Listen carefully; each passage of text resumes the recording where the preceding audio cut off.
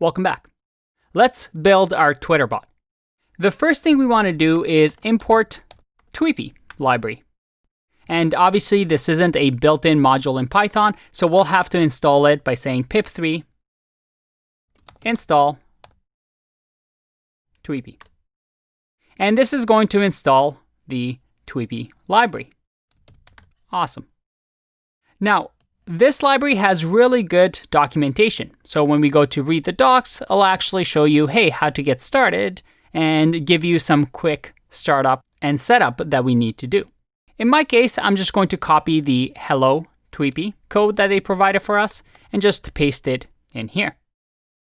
Now, there's a few things happening here. Obviously, we don't need the double imports. What we can see here is that we need to authenticate. That is, we use the Tweepy OAuth handler, and we have to give it something called a consumer key and a consumer secret.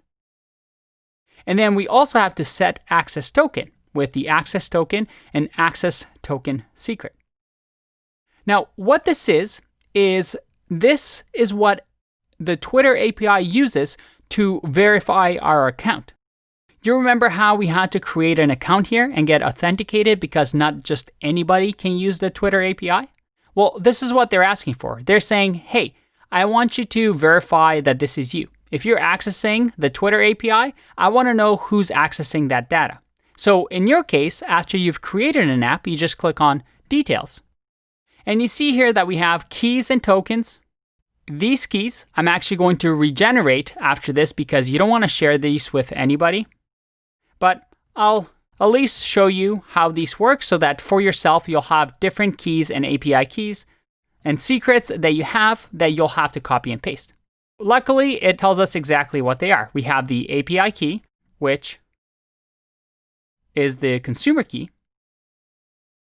We'll post it in here as a string. And then we have the API secret key, which is the consumer secret, which we'll paste it in there. Let's make this a little bit bigger so you can see. And then we have the access token and the access token secret. Again, we copy the access token,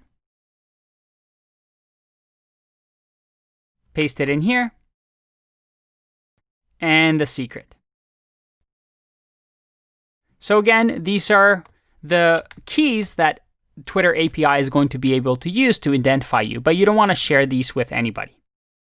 Even though I'm showing it to everybody, like I said, after this video, I'm just going to regenerate so that, well, you won't be able to use my keys.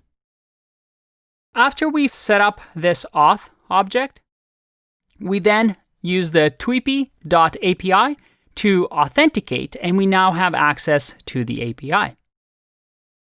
So let's check this out. I have my public tweets, and I can grab those by saying api.hometimeline, and then I'm going to loop over these tweets, the public tweets, and just print tweet.text. So let's try this out. Things never work the first time around, so we'll see. I'm going to run Python 3 and say tweet.py. All right, look at that. We've actually, no errors, gotten the tweets from the home timeline. And specifically from my Twitter home timeline. So we see it here, let's see what we have. We have a retweet, an overview of the best newsletters that I know of for front-end developers, including general front-end, JavaScript, CSS. I hope this person included my newsletter. By the way, I have a newsletter, in case you're wondering, every month. But let's check this. If I go to my home, hey, look at that. An overview of the best newsletters that I know of for front-end developers.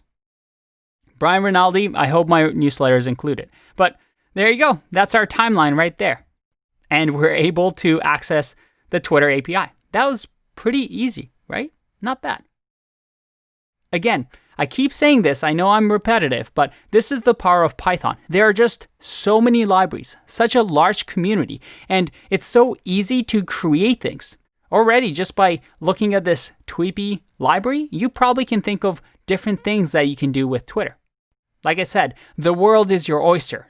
That's why Python is such a popular language. Let's get back to this.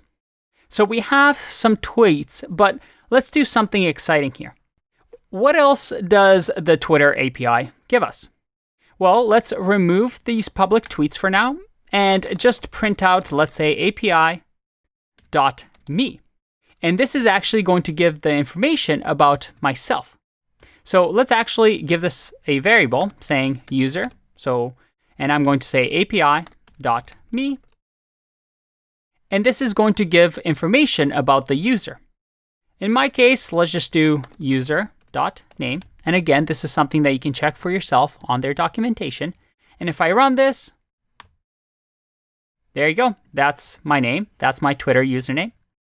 Okay, what else do we have? We have, well, the actual screen name, which will be my Twitter handle right here, Andre Nagoye with no spaces.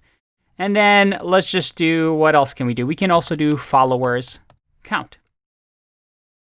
Again, these are all on the Tweepy API that you can check for yourself. If I do this, hey, look at that. It's actually pretty crazy that I have 10,000 followers. Not trying to show off or anything, but it's crazy. I barely tweet and somehow 10,000. So thank you for the follow. Not sure how useful my tweets are, but I appreciate the follows. That's pretty cool. But you know what? I want to start building something useful with my Twitter bot. So in the next video, we're going to do just that. I'll see you in that one. Bye-bye.